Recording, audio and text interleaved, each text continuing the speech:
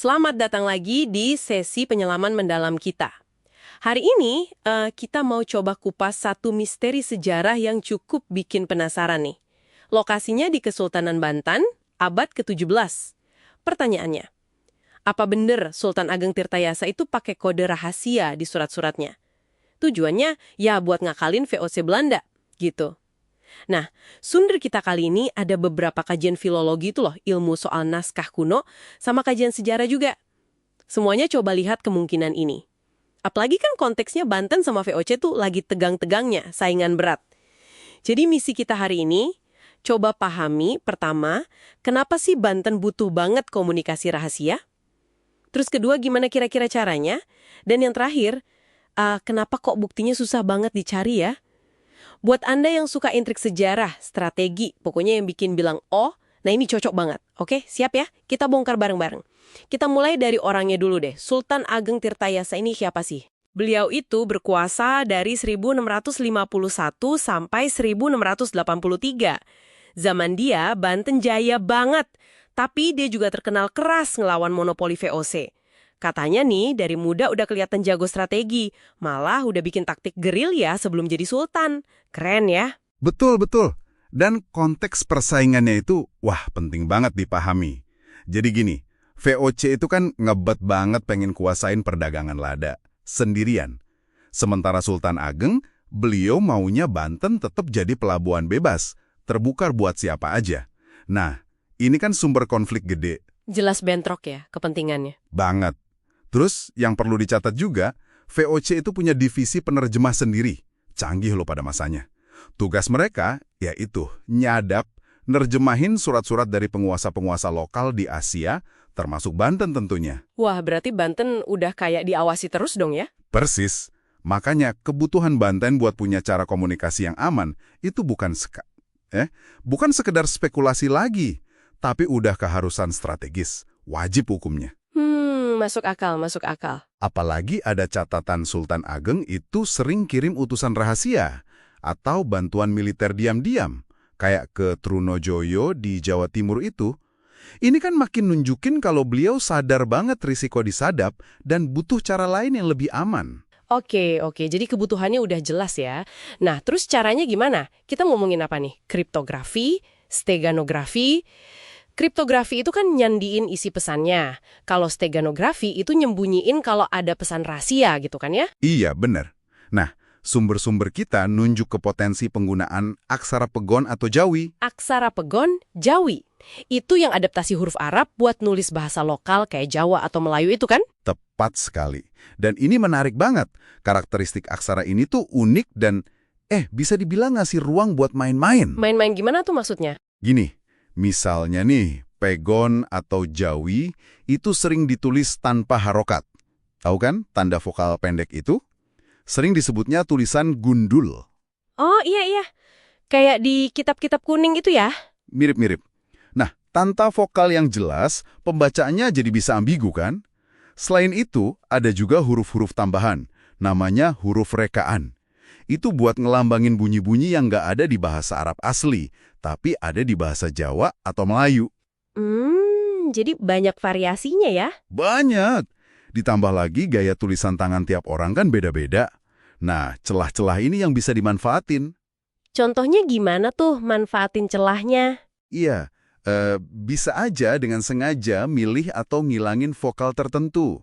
Atau bikin perubahan super halus di bentuk hurufnya, yang cuma si penerima yang tahu artinya. Atau malah sengaja bikin salah tulis yang sebenarnya itu kode. Ada contoh surat dari abad ke-18 sih, memang lebih mudah sedikit. Di situ huruf ra ditulis mirip banget sama tak marbutah. Aneh kan? Bisa jadi disengaja. Wah, detail banget ya mainnya. Bisa juga lebih canggih lagi, pakai steganografi. Pesan disembunyiin di ornamen kaligrafi, gambar kecil di pinggir surat, atau bahkan cara naruh tanda tangan dan cap kerajaan. Nah, potensi modifikasi halus kayak gini nih, yang menarik di sini tuh potensinya. Oke. Tadi disebut juga soal pola aneh di naskah penting kayak Sejarah Banten, sama surat-surat Banten yang sekarang ada di Leiden, Belanda. Nah, apakah ini dia buktinya? Kode rahasianya ketemu. disinilah mulai sangat menarik kan? Nah, ini dia nih. Kita perlu agak hati-hati. Jangan buru-buru nyimpulin. Jadi gini, meskipun motivasi Banten buat bikin kode itu jelas banget, terus sarana lewat aksara pegon juga ada, tapi kajian filologi yang mendalam, yang benar-benar neliti naskahnya huruf per huruf, kayak yang dilakuin sama Dr. Titik Pujiastuti misalnya, itu sejauh ini belum nemuin adanya sistem kriptografi yang rumit dan sistematis di surat-surat Banten dari era Sultan Ageng. Loh, terus pola aneh tadi itu apa dong? Kemungkinan besar, pola aneh itu sebetulnya cuma variasi paleografis, atau gampangnya ya gaya tulisan tangan kuno aja, yang emang beda-beda tiap penulis. Bisa juga itu ciri linguistik khas bahasa Melayu percakapan zaman itu. Atau mungkin simbolisme budaya biasa aja yang ada di teks sejarah kayak Sajarah Banten. Jadi bukan kode sandi yang sengaja dibuat gitu ya? Kemungkinan besarnya begitu menurut penelitian yang ada sekarang. Jadi ada semacam gap nih antara hipotesis yang keren ini sama bukti tekstual yang benar-benar solid. Belum ketemu sambungannya. Jadi kesimpulannya gimana nih? Banten di bawah Sultan Ageng jelas punya alasan kuat banget buat komunikasi rahasia, buat ngelawan VOC. Aksara pegon yang mereka pakai secara teori bisa banget dipakai buat nyelipin kode. Tapi sampai sekarang, bukti konkret adanya sistem sandi yang canggih itu belum ditemukan oleh para ahli filologi. Gitu kesimpulan sementaranya. mungkin ada steganografi yang halus banget ya, tapi ya itu susah banget dibuktiinnya, cuman dari naskah. Tepat sekali. Dan ini mungkin nunjukin kalau kita butuh pendekatan baru buat nelitinya lagi. Mungkin nggak cukup filologi tradisional aja. Perlu digabung sama kriptoanalisis modern mungkin. Analisis kode pakai komputer gitu. Atau pakai teknologi digital buat mindahin naskah aslinya. Cari anomali visual yang super halus, yang nggak kelihatan mata biasa. Naskah di Leiden itu kan banyak. Wah, iya juga ya. Menarik tuh. Oke deh, kayaknya udah cukup jelas ya gambaran penyelaman kita kali ini.